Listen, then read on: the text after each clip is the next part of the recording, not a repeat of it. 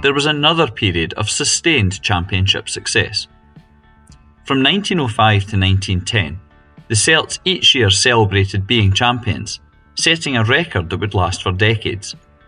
And it was also an era of historic events and controversies for the boys. This is the story of Celtic in 6 in a row. When Celtic were formed in 1887, there was not yet a Scottish League.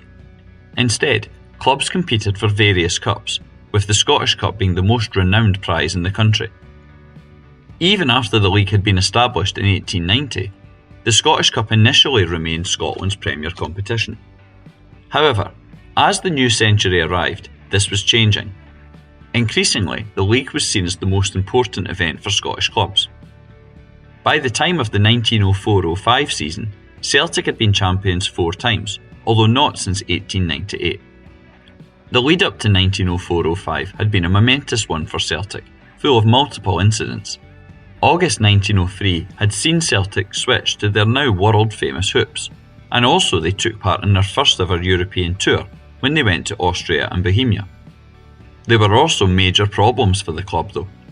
May 1904 witnessed a huge fire at Celtic Park which destroyed the club's grandstand and pavilion.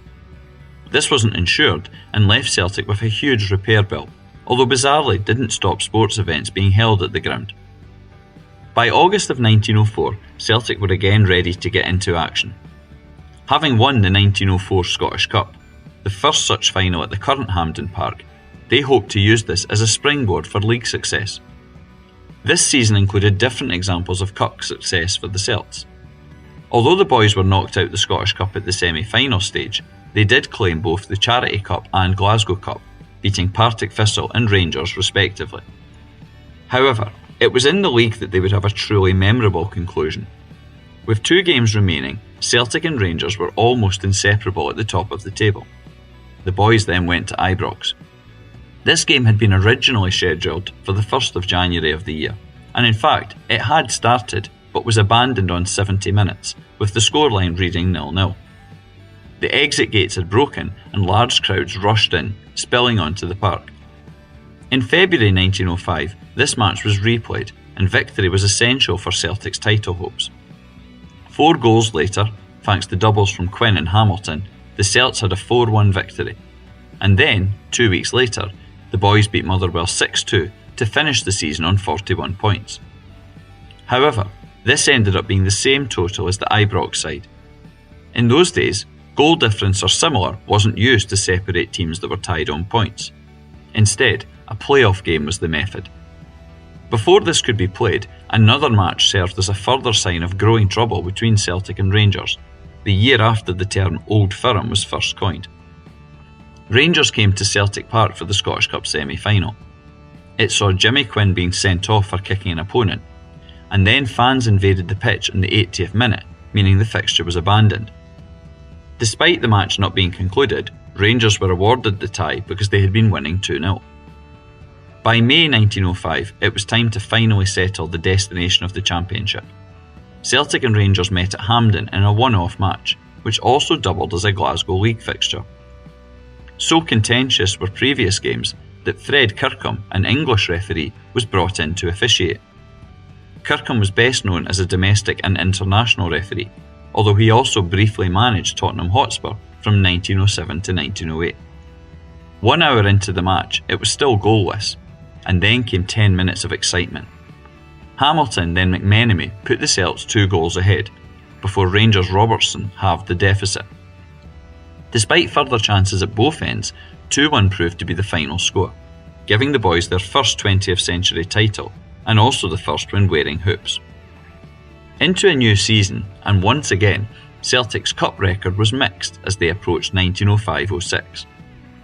Over the course of this year, they would be knocked out the Scottish Cup in the 3rd round, suffer a 5-3 defeat from Rangers in the Charity Cup, but at least the Glasgow Cup remained at Celtic Park after a 3-0 defeat of Third Lanark. This final took place at Hampden, and it wasn't the only time that Celtic celebrated at that ground. In the end, Celtic's 1905-06 title was confirmed in the same place as their previous championship. On the 10th of March 1906, Celtic went to Hampden, but this time to face the usual home team, Queen's Park.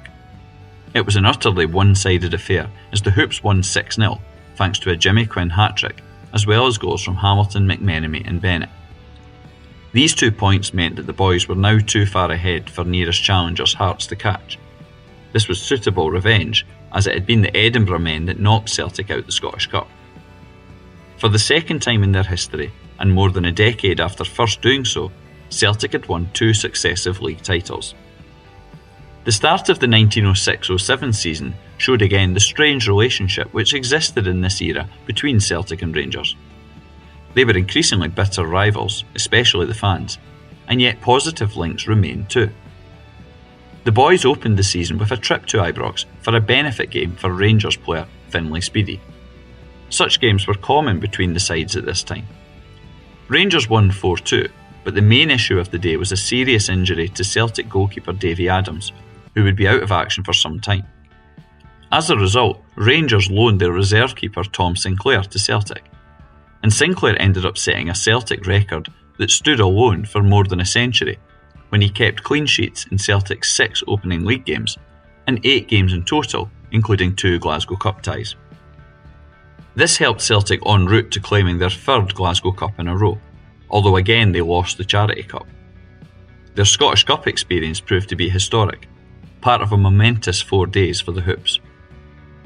Jimmy Hay had been appointed Celtic's captain in 1906, and he wanted to mark this with silverware. After winning the Glasgow Cup, the next available trophy was the Scottish Cup. On the 20th of April 1907, the boys went to Hampden for the Scottish Cup final. In front of them stood the current holders, Hearts. 50,000 watched what proved to be a simple victory for Celtic. 2 goals from Peter Summers and a penalty from Willie Orr ensured the boys won their 5th Scottish Cup. 4 days later, history was made. Celtic went to Glasgow's West End to play Partick Thistle at Meadowside. Victory would ensure that the Celts were champions for the 3rd successive season, and in this case, goals from Bennett and Quinn gave the points that needed to Celtic. This was a notable Scottish football moment, as it was the first time that a team completed the League and Scottish Cup double, although certainly it would not be the last. Perhaps disappointingly though, only 4,000 fans had attended this Wednesday night fixture to see history being made. After the highs of 1906-07, Celtic wanted to continue their momentum into season 1907-08. It's fair to say they did exactly this. It was truly a remarkable season, one of the standout moments in Celtic's history. The campaign started with another Celtic Rangers benefit game, this time for the boys Willie Loney.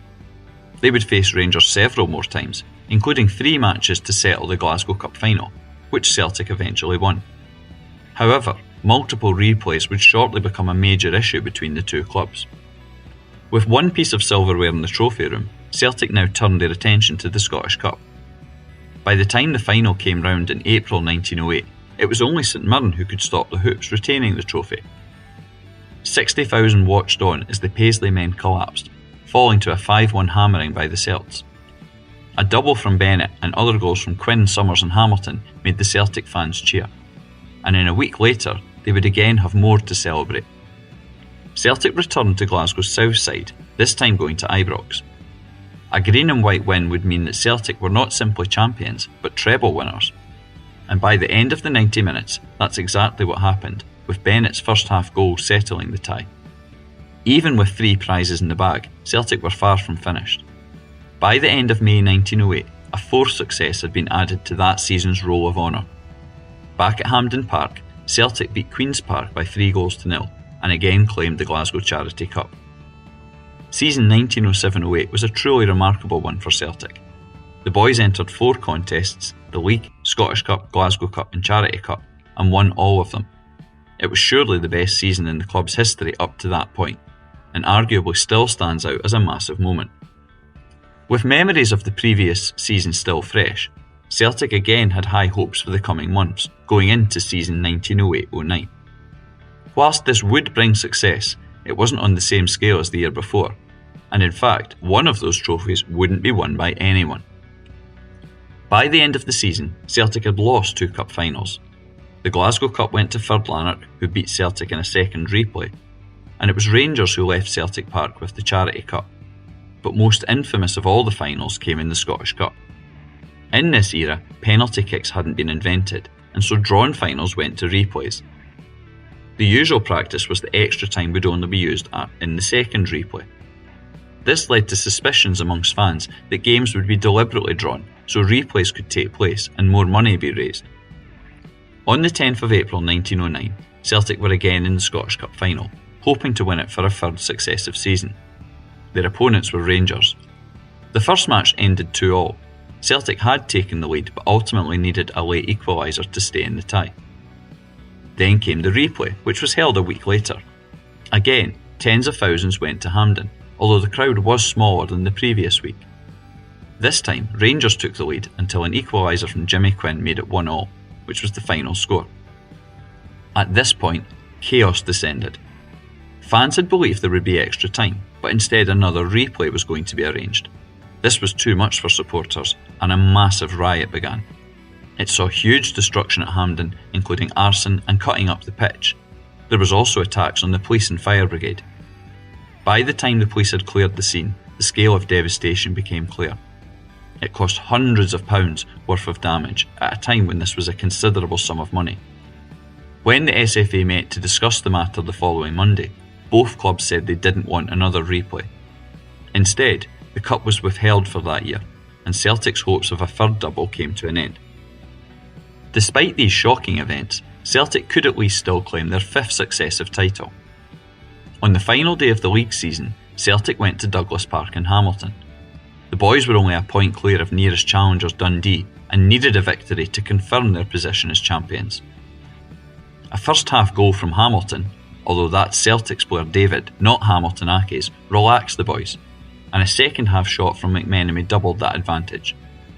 Despite a very late goal from the home men, with almost the last kick of the ball, Celtic claimed victory and thus their fifth title in a row. In a momentous season, this was another huge achievement for the boys. When it came to 1909-10, in terms of cup finals, it was a very different experience from what had gone before. Neither Celtic or Rangers made the final of the Charity Cup, the first time in almost 2 decades that neither of the old firm would feature. Also, the Scottish Cup, which again went to a second replay, was at least settled this time, and it was Dundee that eventually beat Clyde. In the Glasgow Cup though, Celtic once again celebrated. In October 1909, Celtic met Rangers in a Hampden final. And once more, perhaps fearing complaints, an English referee was appointed. He oversaw a 1-0 win for the Hoops, thanks to a second-half Jimmy Quinn goal. In the league, Celtic were once again in the hunt for the honours, although were being pushed all the way by Falkirk. With 2 games to go, Celtic had a chance to seal the title. On the 25th of April 1910, which was Willie Maley's 42nd birthday, Hibs came to Glasgow's East End. Celtic's top of the table advantage meant they needed only 1 point from their remaining 2 games to be champions. Despite the prospect of a 6th successive title, fan interest was limited and only 3,000 attended. Those at the game had no goals to cheer or jeer. The match finished 0-0 and Celtic were champions again. This was the only title of the 6 that was sealed at Celtic Park. And despite the low-key nature of this victory, this 6-in-a-row league run was a momentous achievement, a record that would stand in Scotland until Celtic themselves beat it in 1972. In season 1910-11, it was Rangers who were the champions. This meant that Celtic's run of 6 successive titles came to an end. In recognition of this remarkable run, the Scottish League presented Celtic with a special shield to mark this. When it comes to successive league titles, Celtic fans' first thought will always go to 9 in a row. The Celts did this for a second time from 2012 to 2020, but the 1966-74 run will always have a more famous place in history, owing to Celtic's European success in this era.